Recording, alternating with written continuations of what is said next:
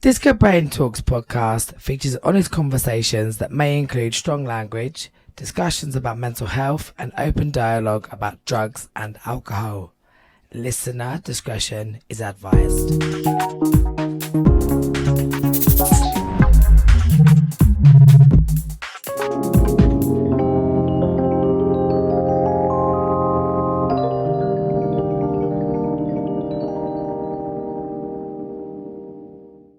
Alright, so hello everybody, welcome back to Discobrain Talks. I am your host, JDC, and I've got a lovely co-host in.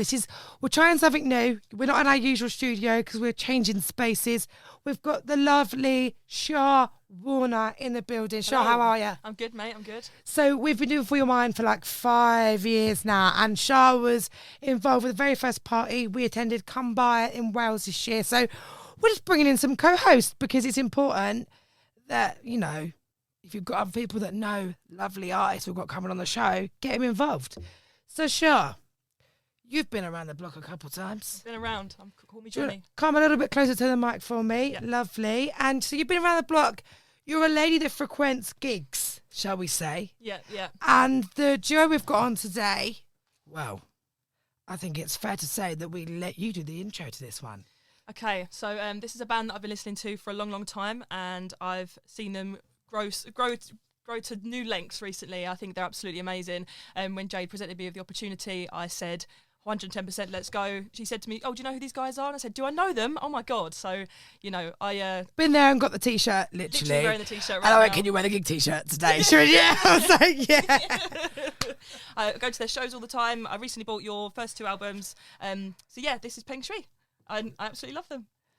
There we are. All right. So, and we've got the lovely Sir Fatty with us today. Fatty Bassman, yep. One half of the lovely Pengshui. And so for those who are new, who don't know, who've never listened, if you haven't, I'm really going to tell you off for that. But if you haven't, let's talk about Pengshui. Hello, Mr. Fatty. How are we? Hello. Thank you so much for having us in. No, thank you so much for... And Georgie, I know she's not here, but Georgie, I love you. She's amazing. And I just saw her before because we had to have a little... Yeah, do managers meeting. All good? Straight here. Oh, yeah, all fantastic. You've just wrapped up your big tour, yes, haven't you? And how was that? Really fun. Yeah, it was nice. Did some great venues. Ones we've done before, some we haven't done before. And, yeah, it's just a proper grassroots, organic tour. We booked it all ourselves. Oh, really? Oh, yeah, amazing. yeah. Did you have any standout shows on the tour? Standout ones... You know what? We didn't have a bad gig. Usually on a tour, you'd have one where you were like, oh, that was a bit weird or whatever. No, maybe not bad, but you'd be like, oh, this happened. Or That was, happened. yeah. And genuinely, they were all mega. And yeah, we just did it all. We're just like fully self-funded now. So we basically did the new album. We made the vinyl ourselves. We made the T-shirts ourselves. We're obviously doing our own PR. We're doing everything fully independent. Booked our own gigs. It's a big flex. Sold out London. Sold out London. out. We just did it, yeah, because it's so. I mean, this is such a bigger conversation. It's so hard now. I chat to. I've been doing music for a long time, so I chat to a lot of different artists at different points in their career and different also levels of maybe. Well, you can't say success because even making music is a success, but there'll be certain things. You know, they'll be at different levels, and everyone's having the same conversation, which is that it's super hard now to, you know, keep moving forward with your music and stuff, finding it hard to get labels, people to invest. You know, it's like a conversation that I'm having all the time with loads of different people at different levels as well. 100%. So it's across the board, you know, and it just is what it is. So it was basically, going back to the thing, it was nice to do a tour where we were in full control, did it all ourselves, and you know it wasn't a big profit, but we made a profit from. Oh, tour. fantastic! That's amazing. You know, That's which is brilliant. Huge. So, that especially doing Yeah. grassroots and it being fully self-funded, and that's Hard amazing. work pays off, doesn't it? Yeah, it's a lot of hard work. You have to obviously really love the project because it's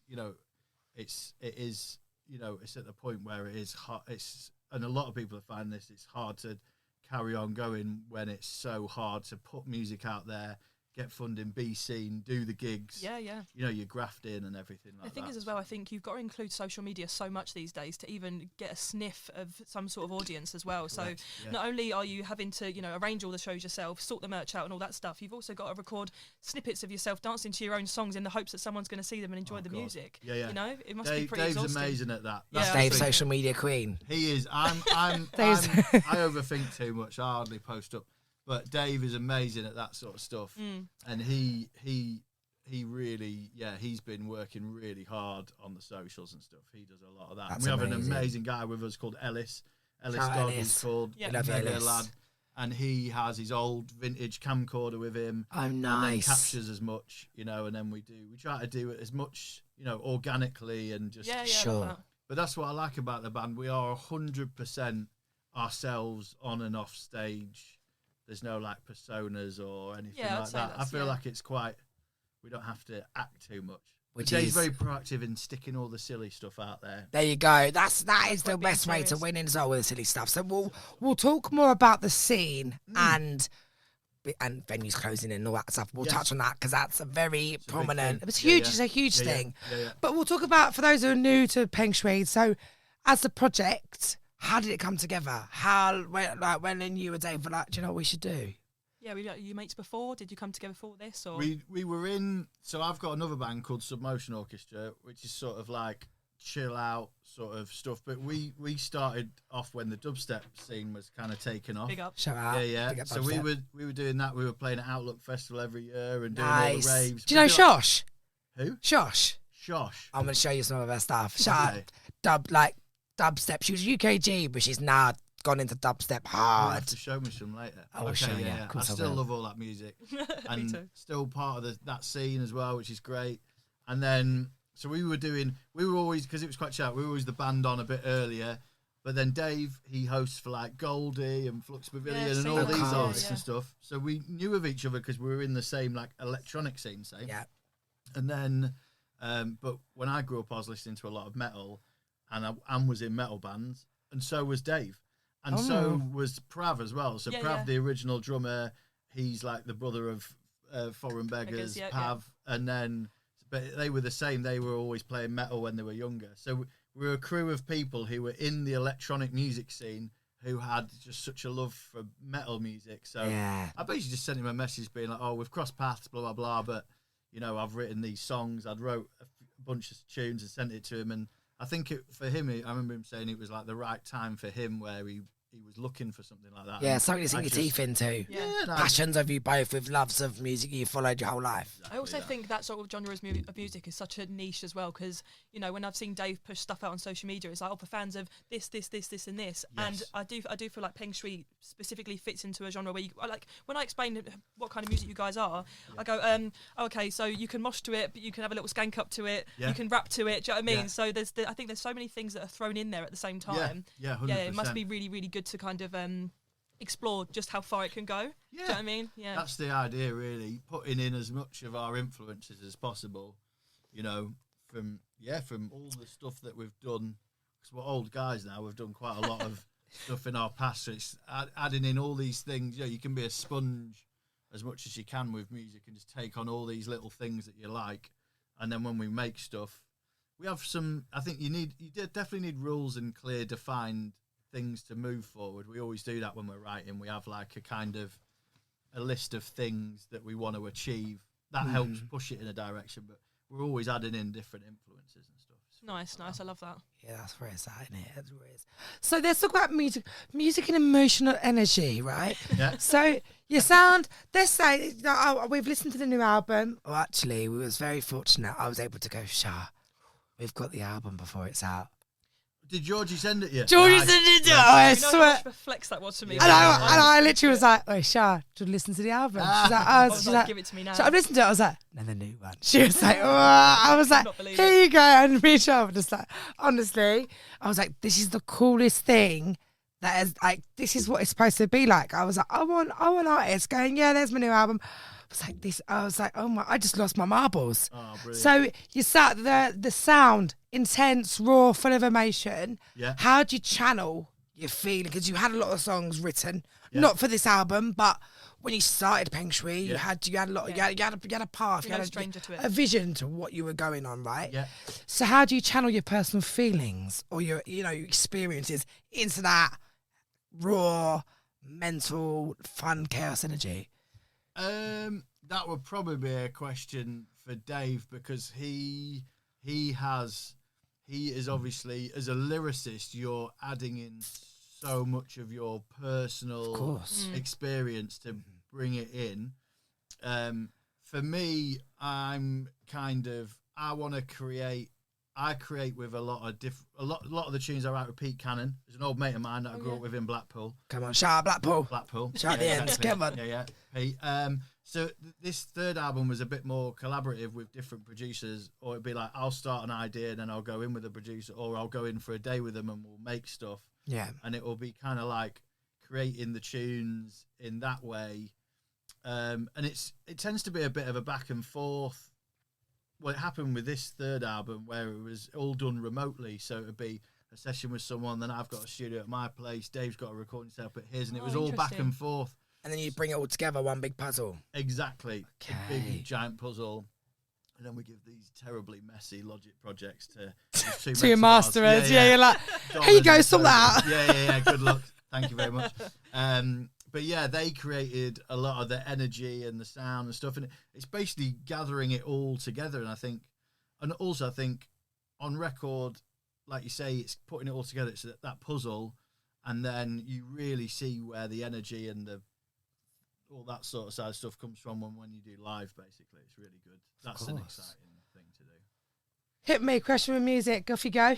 Okay, so obviously, I've seen some. Well, I actually caught you guys in January at the bloody Beetroots DJ set. That was. in Oh, were you Dingwalls. there? Yeah, that was yeah. a fun one. Yeah, because I think I messaged Dave being like, look, mate, when are you guys on? And he was like, well, we're actually not supporting, because obviously the poster suggested that you guys were supporting, so I've turned up there massively early. Oh, and I'm like, where the bloody hell are they? Anyway, I've danced my tits off anyway, as I usually would. And then, you guys come out and did Clever, and I was like, Yeah. oh my God, absolutely no way. And I saw Dave in the crowd, and he was like, there she is. Oh, amazing. But that was fun. it was brilliant. It's the first time I've seen the bloody Beetroots as well. Been a huge fan of him for a long time as well. Yeah. So yeah, to see you guys collab, I was thinking, how the bloody hell did that come about? Yeah. And then obviously the feature on the EP from that song as well. Like, Yeah. So can you get into that a little bit more? Yeah, that was.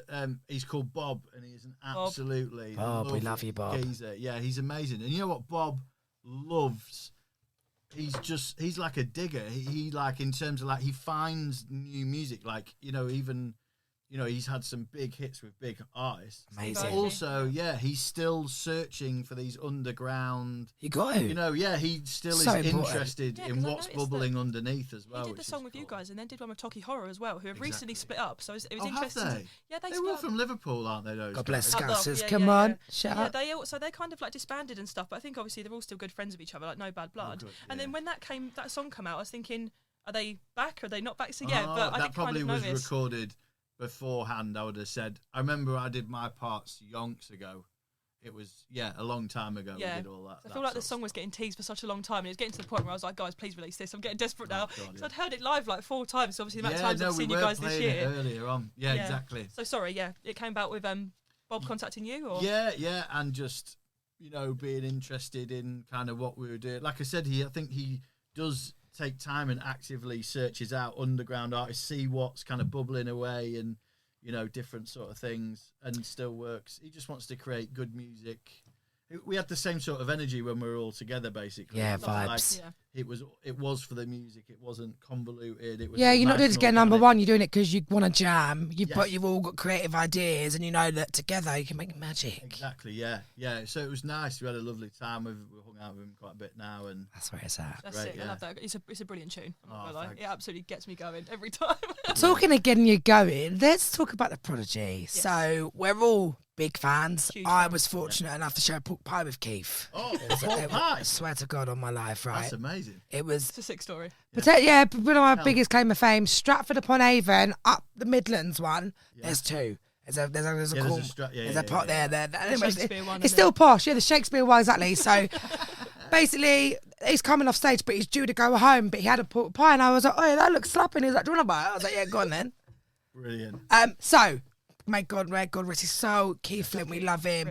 we're all huge Prodigy fans, Yeah. and you've got a couple of tunerinos with them, haven't you? Little Yes. remixes, yeah. A couple of remixes. Obviously, I feel like so you play Omen at your shows quite a bit. I don't know if the Light Up the Sky one comes out very often. We do. We played it a lot. You see, when we did Light Up the Sky very early on in our sort of in the band's existence. So we've played it quite a lot. In fact, I mean, I even tried for this tour. I even tried doing a mashup of Light Up the Sky into Madman, but it just didn't work, and it was coming too close to the tour. So we were actually going to play it on tour. It's just the medley that I made didn't quite hit how I wanted to. Yeah, and that needs so a I was bit more, like, nah, bit more time. Yeah, Fair exactly. enough. Next tour. Correct. But yeah, we've played it lots. But now we mainly play the Omen one. But I mean, it does slap regardless. I was going to ask, so do you have to do you do the remix first and then ask their permission to release it, or do you speak to them and say like, or do they come to you? You know, like how does it work? we're really lucky, and they asked us to do it, which Fantastic. was Oh, right, amazing. that's Wow. So yeah, wicked. so Light Up the Sky happened. We know a guy called Nick Hawkes who manages them basically, and he like basically got in touch, and that was for the Light Up the Sky remix, and said, would you be up for it, blah blah blah. And then so I went in with Pete Cannon, my mate, and then we made it together, sent it off. Liam had a few tweaks that he wanted to do, like arrangement tweaks, and then sent off, went to master, just got released. And that was, I think we'd only released like 2 singles, and then the next one was a Prodigy So thing. surreal. That isn't it? would do Everyone it. was like, who's this band? It was quite Yeah, fun, come really, on, that's 'cause the it way was to quite do a it. big jump up.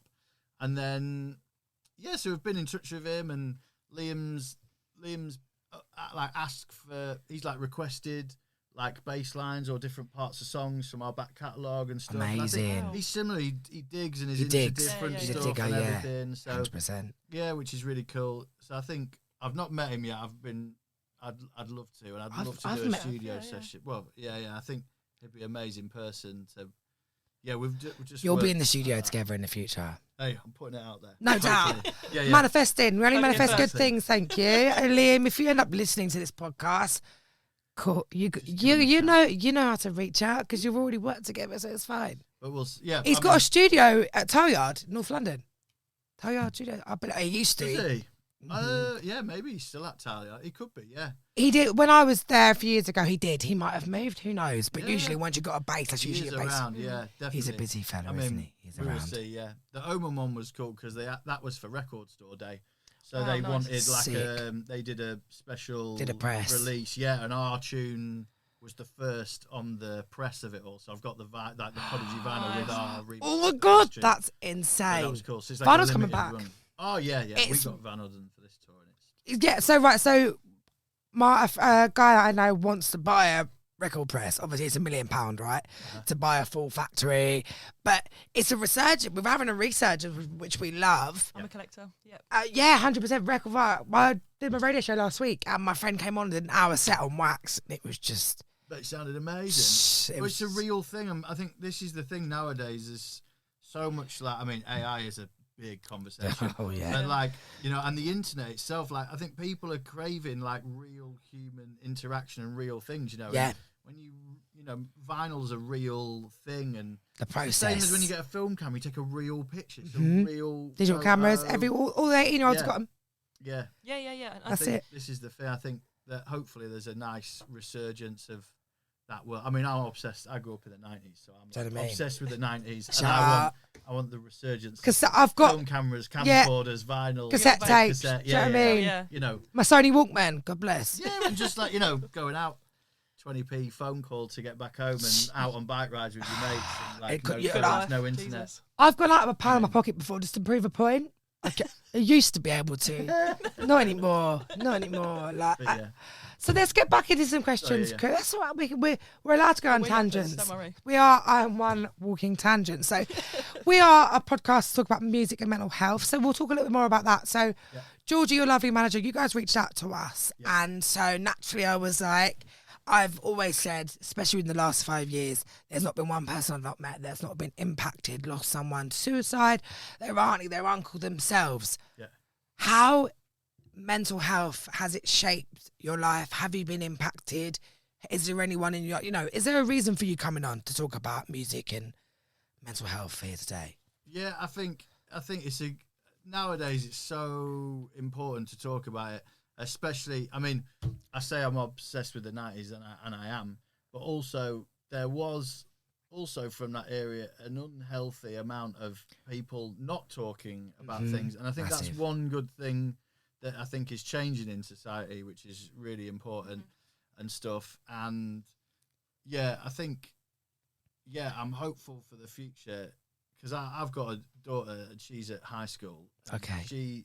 She is like openly talking with her mates about feelings, how they felt, and like Beautiful. you know, these conversations are like becoming and what she's telling me, I'm like, oh my god, I'd never have talked about that X, wouldn't Y, have Z happened, yeah. back in the day, and it's so interesting. And talking with mates about people are so open, being like, yeah, I've had therapy, yeah, I've spoken to this, I've cried. I cried last week. yeah, exactly, No matter. It's cool, and that barrier I feel like has totally come down. Obviously, it can still keep going because there's elements of society. Lots of work. Yeah, but you know, I think it's so important. I think especially for blokes as well at the moment. Well, we're in November still, just in the cusp of November. He's got great work, great work from Fatty. Absolutely, I'm not gonna lie. That's been building for the 1st of November, I think. It is Men's Mental Health Awareness Month. It is the biggest killer of men under 40. Yeah. And it is. We've not actually had it with the podcast. We've had a lot of women come on. Yeah. You'll be the first males we've had on. Really? Yeah, because I wanted to do it right. I wanted it to be that. With it being the biggest killer of men under 40, there, you know, I could just gone on and had loads of men, but you don't want to bombard people. You know, it's like when we go to festivals, I'm not going to go up to a random stranger and go, "Oh, let's talk about depression." If you ever had it, they'd be like, "That's a bit intrusive." But if you go, "What song makes you smile?" Yeah, straight away you're talking about things that makes people's brains trigger in a lovely way. So that's what it's about. And mental health. Unfortunately, the progress is huge. Your lovely daughter in high school and her mates talking about her feelings. It's so important. Yeah, 100%. Yeah, and just mates. I'm in my 40s now, so it's like it's a regular conversation with people. It is. You know what I mean? Thank God. Even this week, I've had conversations with male friends, colleagues, and it just comes out. It's such a natural thing now. Like, oh, my mate's going through this. Or, you know, and sharing stories and everything. So I don't think, I don't know. I suppose I could ask my dad, but I say, like, I wonder, I don't think my dad maybe would have had those conversations 100%. with his colleagues back in the day. So I think it definitely is changing the stigma, you know, because I think it's related to essentially, oh, you're like this weaker person for admitting that you're struggling or whatever. Yeah. And I think that's what happened in the 90s. There was this sort of like toxic masculinity 100%. which stopped you being like, you know, I'm alright. struggling. I'm not gonna cry. Well, yeah, I'm fine. Yeah, I'm not fine. gonna How are cry. you? Yeah. Yeah, exactly. Whereas now you can talk about it and it's cool and it's good. And obviously there's still some places to go with it. But I think the more that spreads and the more someone can have a week where they chat to a few mates, they'll chat to more mates and it will grow. And I think the more you guys are doing these podcasts and it's more the visibility of it. Exactly. Isn't it? That's all it is. Making the conversation more open. Yeah. You know? Every artist we've had come on, I'm like, I don't think you realise how impactful, because we're all big fans of music, whether you like drum and bass, heavy metal, jazz, so it doesn't matter. Everyone's got a song that makes them smile. And if there's someone, people are scared to talk. It's scary. Of course it is. You don't want to feel like a burden. We understand. Yeah. But also having an artist like yourself who has got a fan base, they're going to listen to this. They're going to get involved and they're going to go, oh, yeah, you know, like, it's important to have role models talking about talking. Yeah. Yeah. And that's so important. As well, do you know what I mean? Like everyone's This got is the feelings thing. and stuff. When we do gigs, we're in the room with everyone and we just chat to everyone. We're there all together. Yeah. And we'll always chat to everyone and have a nice time. And Dave's super honest on stage. Yeah. He comes out with... I bet he's well funny in that, isn't he? To be honest, he is Absolute really funny. 10-10. He's amazing. Of course He's he is. amazing. He's the best frontman. He's so good at it. And he's the same. He talks about, you know, he has his struggles with everything, as everyone does. Of course. And we talk about stuff all the time. We're there for each other. If I'm feeling down or he's feeling down, we can talk about stuff, which is really good. Yeah. And also there for people we've had chats at merch booths where the queue's been ages, but you can sense you need to spend an extra couple of minutes with someone or whatever, and that's cool. 100%. Well. And people reach out online, and then it's all about that connection, I think. 100%. So if you can connect with people and it makes them feel good, whether it's through the music or chatting to them about something specific. Yeah. That's an important. Would you say yourself, like with the excitement of obviously going on tour and releasing a new album and all that, obviously things are at such a high at the moment. Yeah. Do you prepare yourself for any sort of low after that? Because obviously at some point the hype tends to go down a little bit, and then before you know it, you're on to the next thing. So is there anything that you guys do to sort of prepare yourself for the fact that, you know, you're not everything's going to be up in the air forever? Does that make You just sense? come off tour, Yeah, your yeah. tunes are out. Do you enjoy that time? What do you do? Yeah, I think the older you get, it's a bit easier to regulate yourself in terms of knowing, you know, I've been touring since I was like 16, so I know, Fair, yeah. I know that those, for me, I know I've had enough ups and downs in my life to know that I remember my first big down, do you know what I mean? Which To learn was to like manage late it. 20s, where I was like, oh my God, this is you know, but then the next time you have a big down, you remember, oh, a year ago I was like that, but then this happened, better. and then Yeah, you get better at self-regulating yourself, you know. And then also I think what I try to think about as well in terms of music, it's the internet is obviously amazing in some respects in terms of you can get everything out there very easy or easily accessible. But the downside of it, I find, is then comparing. So, like, especially on a numbers level, Oh my hasn't got God. enough likes. This artist is doing more numbers. They're doing more, and you start God, comparing, which is a really dangerous thing. Super and I think dangerous. the main thing that I try to think of across this project and other projects that are also at different levels is you've just got to think. I think of it, I just want to create art. Yeah. So like I do photography, I write songs, like I do these things. Got it It's all, one. mate. It's one tree off. It's one branch I'm off a just tree, innit? creating, yeah. Because the problem is, if you focus on these one thing and then you're comparing with someone else, you just got everyone's on their own path, and there'll be a year where you'll be more busy than X, Y, Z, and then then the year after it will be the opposite.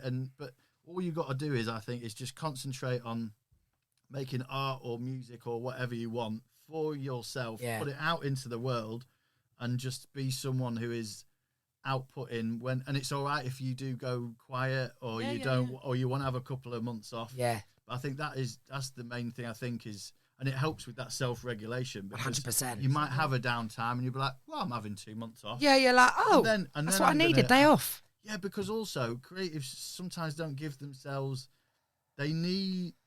what I've found is sometimes you need a day where you switch off and you don't do anything. And you stay in bed You watching Family Guy, eating snacks. still need to do And that. equally, I also find that a lot of creatives don't find the time to actually enjoy what they're doing. Yeah. Do you know what I mean? Because they're so busy working on whatever's next or whatever they're doing currently that they can't actually stop and smell the flowers. That's what they say, isn't it? Yeah. Get a bit I lost. tell that to Dave quite regularly, actually. I found that with my other band, Submotion, where we did so much touring and we did so many cool things to, in the lead up to everything, and we were doing great gigs, great touring. And there was a point where I think I remembered back, and actually some of the really sort of, not crap gigs, but the ones on the way up were actually the most fun. Yeah, Yeah, of But course. I was so upset because it was the first band for me that was like touring, doing its thing. And I was so obsessed with getting to this pinnacle, wherever it may be, Yeah. that I didn't actually enjoy. Take a step back and go, Yes. So that Wow. when I started, then when we were doing Pengshui and we were on that journey, I was like, these bits are the fun bits. yeah. Like doing the really cool. You've been you've learnt the ways to go, hold on a minute.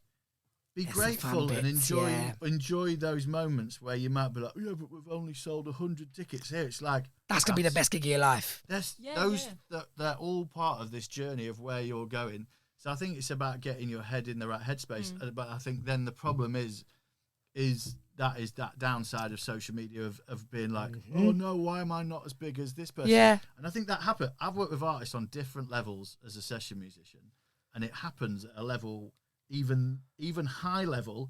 some people say, yeah, but why am I not as... Oh my God, yeah. Do you know what I mean? If And you're anything, like, it's worse. It's worse, I'd say, at the beginning. well, why am I not X, Y, Z? Yeah. And this is the Isn't it? problem. And it's like that can then, well, it'll 100% affect your brain. It will probably affect your output and your creative 100%. work as well. And it can be a block, if anything, as well, sometimes.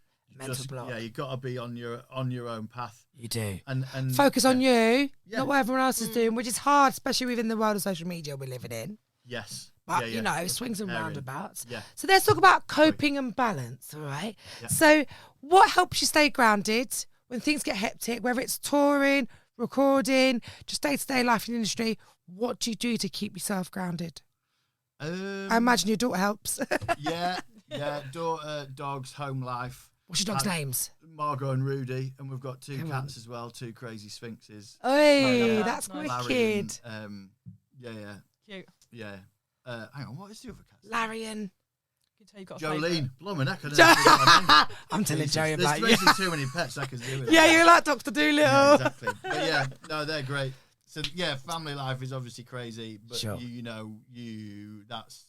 that happens, and you just do your best being in the family and everything, which is cool. And then walks are nice, and then sorry, what was the question? That's right, we're just... Coping. What helps you stay grounded? What do you do? It's all those sorts of things, really. I'm a grafter as well. I love working, so I do.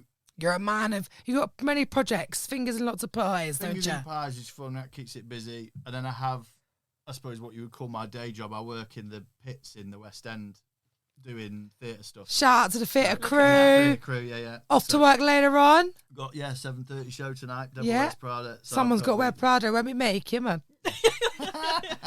So yeah, that's like a nice. That's tell you what, for a musician, it's really nice having. That's a lot of You see a whole different side of it. routine. Yeah, of Well, yeah, course. it's a different way of playing. It's Yeah. routine. It's like quite job-like. Well, it's a great job because I'm still playing my bass, but Yes. I'm going in. It's like sets, 8 shows a week, blah blah Sure. blah. You know, so that's a nice thing. That and family life, 100% is like a nice kind of steady. You need this. You need the routine and the steady things and Of stuff. course you do. When I've done long tours, I think when I was touring a lot back in the day and longer tours, that was harder to regulate when you come home. Because Well, of course, you're- that's no routine. it's like being on Big Brother or whatever. You're in this bubble of like a set amount of people, and you're taking on so much every day, different things, and then when you come back and stuff. So Everything's just so concentrated, isn't it? I suppose when you're on tour, because like you say, you've only got that selective group of you all and yeah, stuff like that. You got to be in like, I don't know, you got to be in like Doncaster tomorrow, then you got to Yeah. be like, I don't know, why did I pick Doncaster for a that place was, to that was a tour? bit random. Shout out, it was random, but you got to be like Manchester, Liverpool. yeah, Big You could ones, be yeah. going to bed at midnight, then you'd be going to bed at 4 a.m, then you're up at 7 a.m. and it's all over the shop. With that in mind, then, I mean, how does tour life and how it kind of affects your ability to enjoy yourself and kind of get immersed in it compared to festival slots you've had? Because obviously you played at Bloodstock this year, Yes, yeah, which was insane. Looks massive. I couldn't go, unfortunately. I was absolutely gutted. Boo. Yeah, I know, bad fan. Boo. But yeah. Terrible fan. Get out. But yeah, so how do you prefer tour or do you prefer like festival slots generally? Do you think?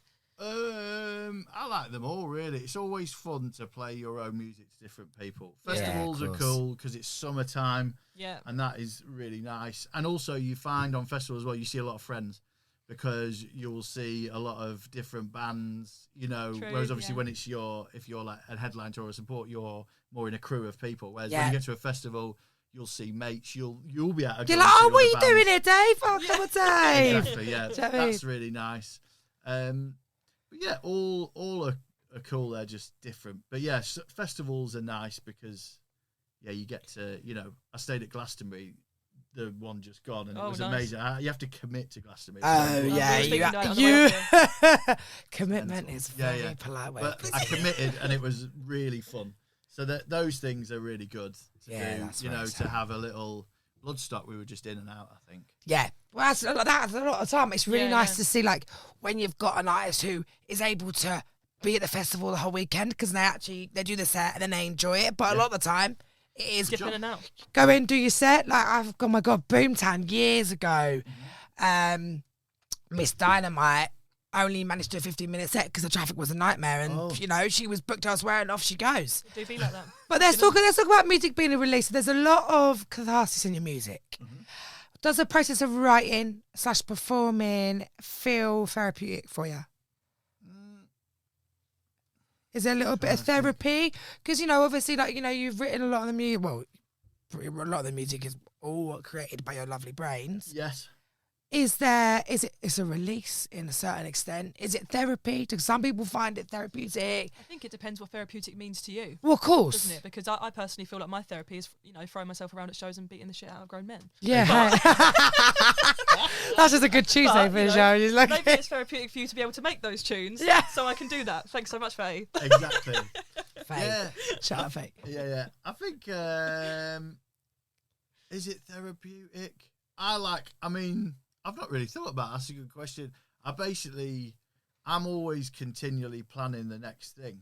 So it must be at some point. Because if it wasn't fun I wouldn't do it. You wouldn't say you need to have fun with it. So I've not really thought about it, but it must be on some level because I will always make time to write music for the band. So I'm like, so it's got to, because it starts there. So it's got to be therapeutic for me. Well, of course. Sit down. Open the thing up, what happened, a few ideas or whatever. Yeah, it's definitely therapeutic. If you considered it a chore, then it'd be another ball game. Well, then you wouldn't do it. I don't think. You're only doing it when it's fun, and when you're making fun your work, you've nailed it. Yeah, That's what they say. You've never worked a day in your life. Never worked a day in your life. So you pull from so many genres, right? Yeah. Punk, grime, metal, dubstep. What's influencing you right now? What's going on? Because you've just come off the tour. Yeah. New album's out. Yeah.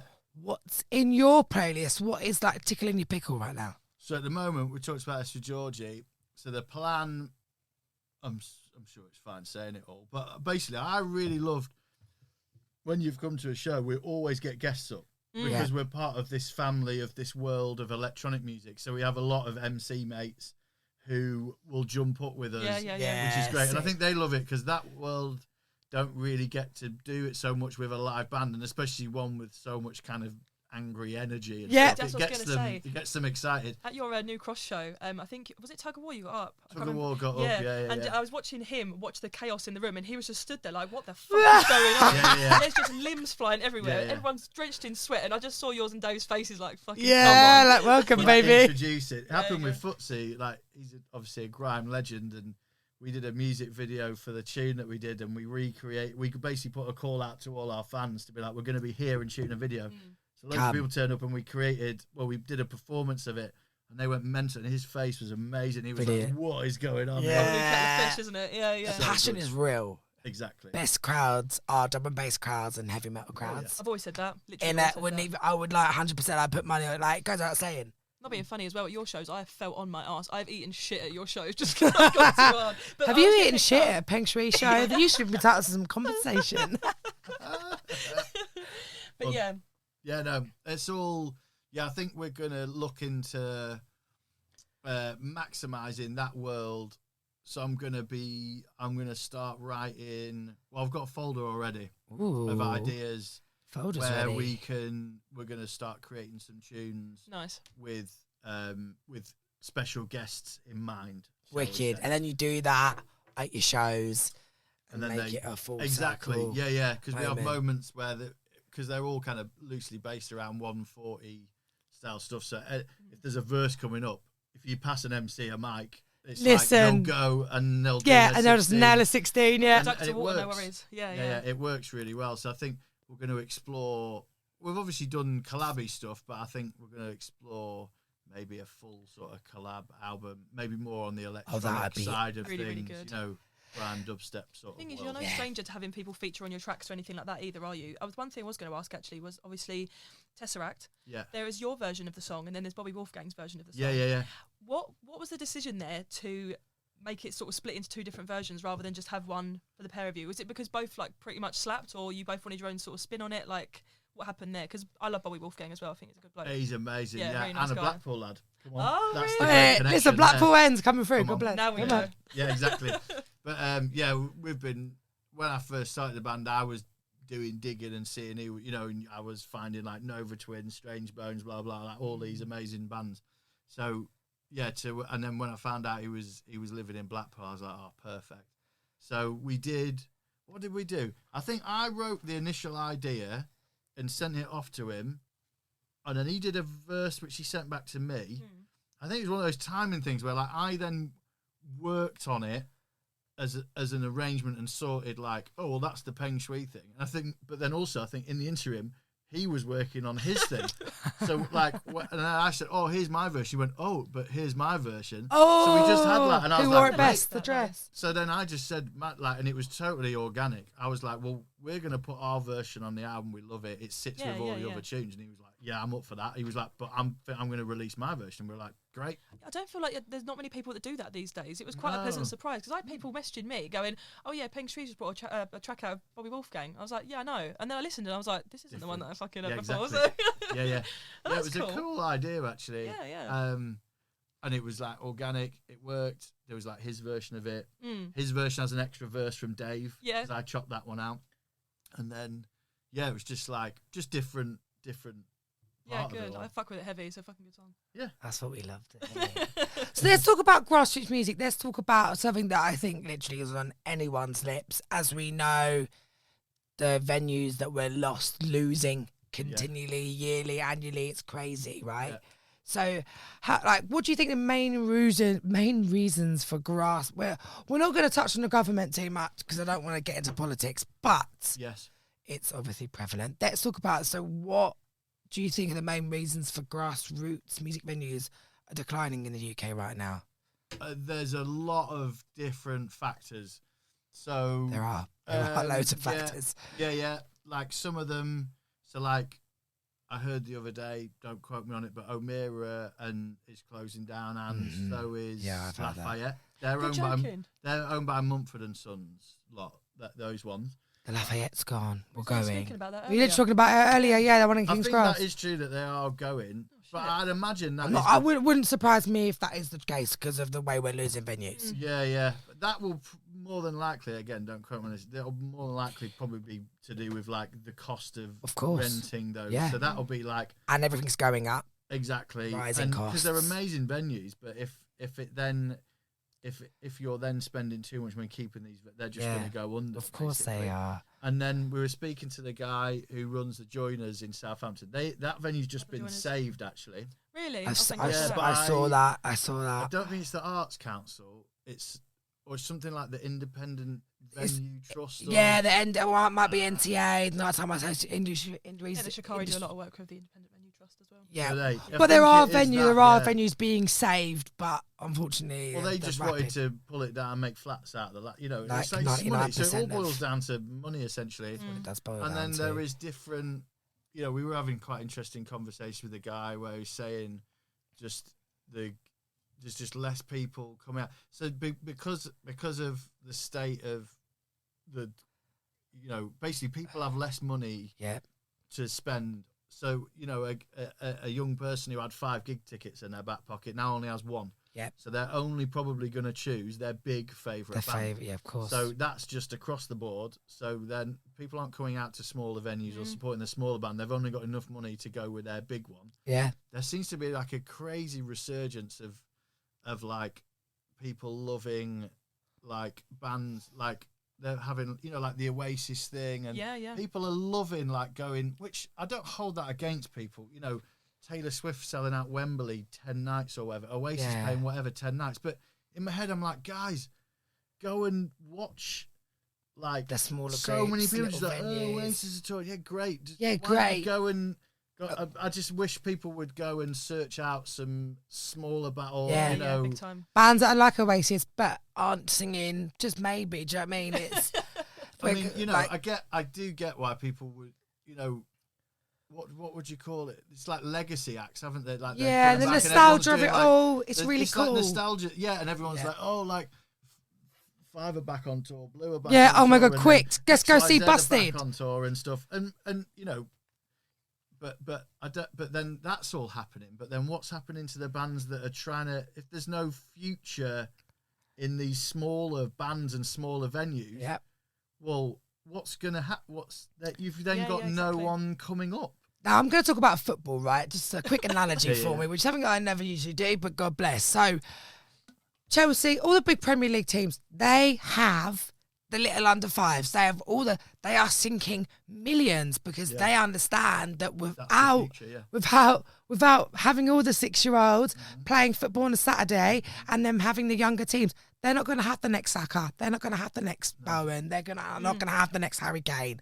So they understand, but obviously football and the Premier League are very, very, there's money there for them to inject into it. Whereas, you know, we're losing Oslo. Oslo's going to go. Is it? Oslo's. I was in Oslo on Wednesday. I know you was, yeah. A gig. The Oslo is under threat. There are heaps and heaps and heaps of venues under threat, and you know your record labels. Okay, like you said, it's all well and good Taylor Swift selling out Wembley for 10 nights, but her record label should look at how they can help the venues surrounding Wembley. Yeah. Save Our Scene, I'll always go back to Save Our Scene and George Fleming, who's an absolute legend. Shout out George, shout out Save Our Scene.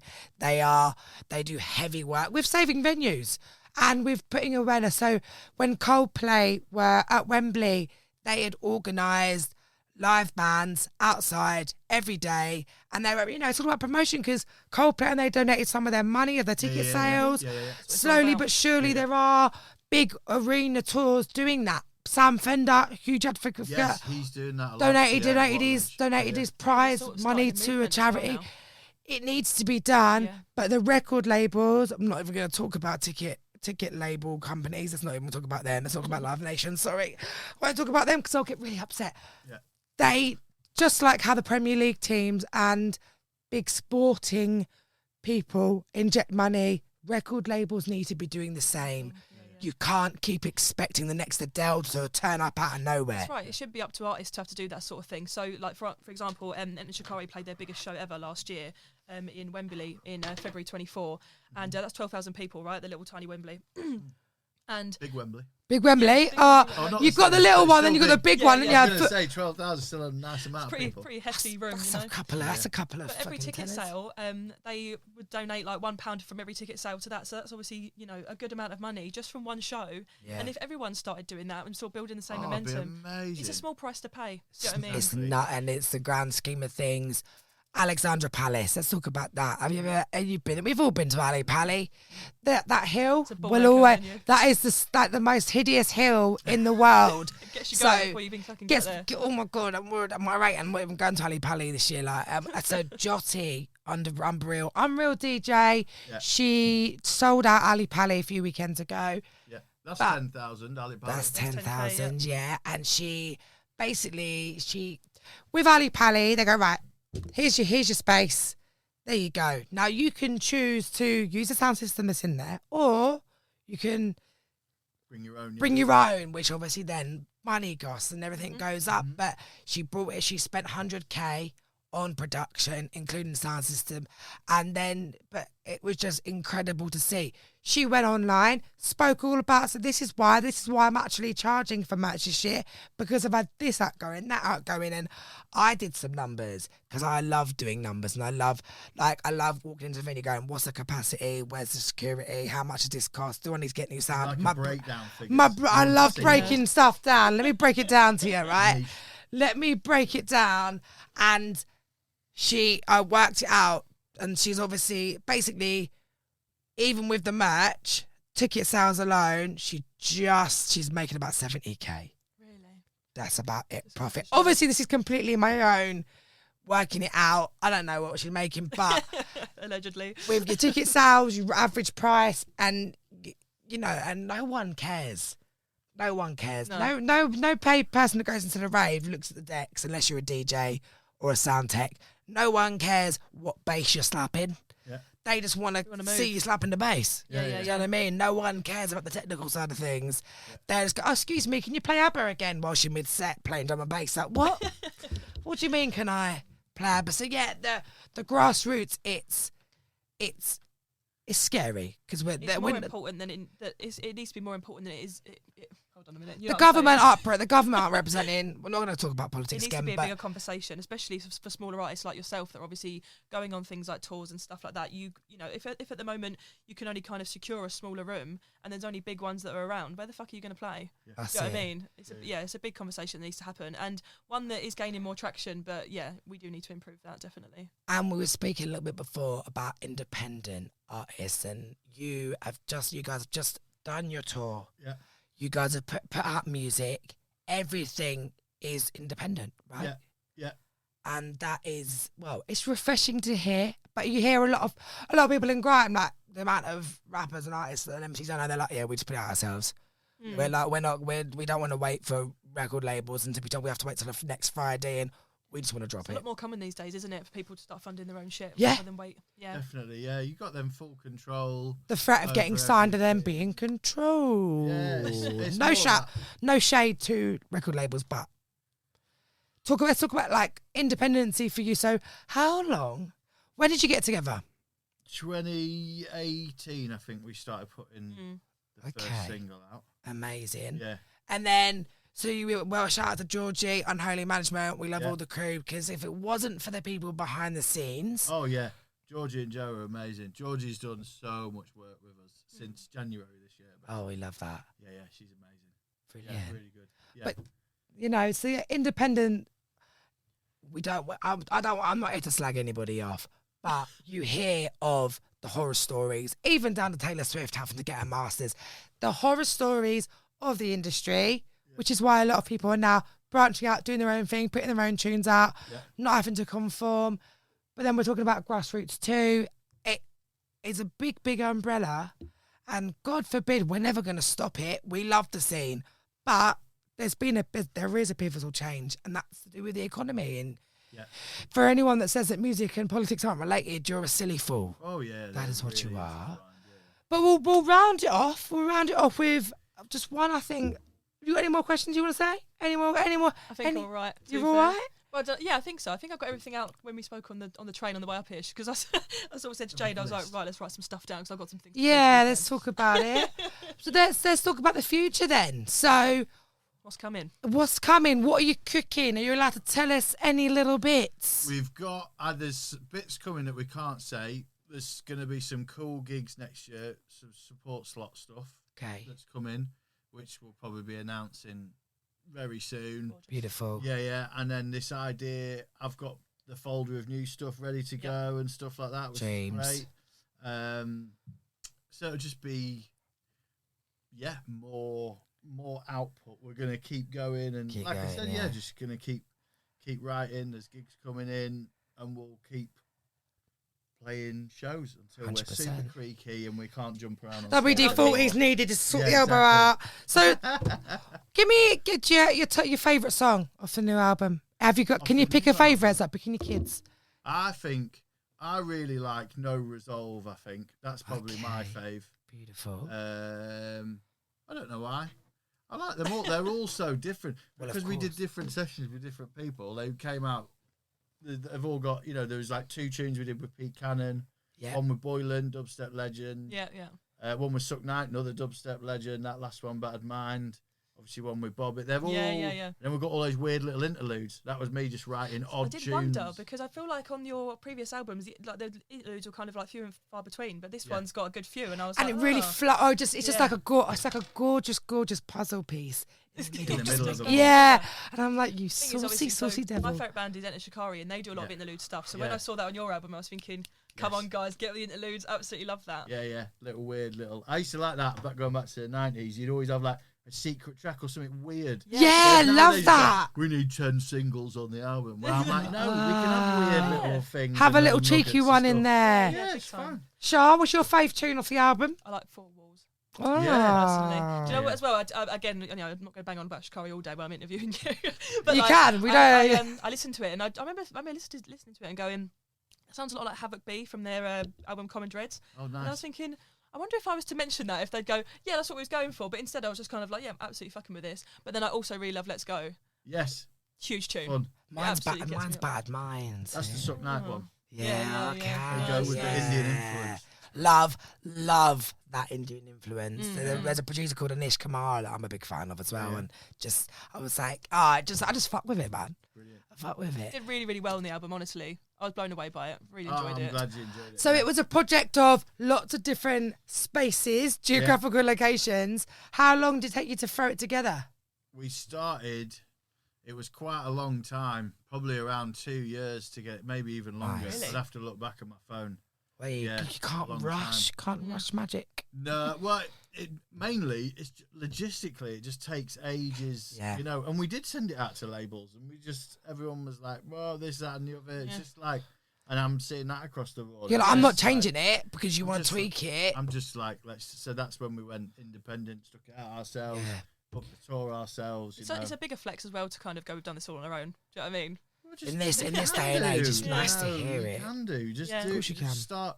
You know, everyone. Yeah, it's easy to overthink everything. Just get it out there. It really is. So let's round it off with, if we're talking to your fans, talking to anyone who's listening to this podcast right now, if you're having a bad day, what would you tell people? Stay strong. Stay strong, baby. Yeah. Listen to some nice music. That's it, mate. Have a bit of time for yourself. I think that's the thing. Bit of meditation, bit of time for yourself, just do a little reset. It's so That's important. what's a nice vibe. Just like, you know, make sure you make time for yourself. 100%. 100%. Oh, I think we'll call that a day then here. Wrapped up. Lovely locked in. Thank you so much for coming in today. Fabulous. Yeah, I really appreciate it. And have a gorgeous weekend. Thank you very much, everybody. Thank Char, you it's been a pleasure. Give me some skin. Up top. Lovely. All right. And that brings us to the end of this episode of Discobrain Talks. Thank you so much to Pengshui and MC Fatty Bassman for sharing your voice, your stories, and your truth with us. A huge thank you to my wonderful friend and co-host, Char Warner. Your care, insight, and energy means the world to this space. This year also marks 5 years of For Your Mind, and I just want to take a moment to honour everyone who's been part of that journey. Holding space, starting conversations, and reminding us that music and mental health are deeply connected. As we move through 2026, please be gentle with yourself. Check in, slow down, and when you need to, remember you're never alone in how you're feeling. This is Discobrain Talks. I've been JDC. Enjoy your day.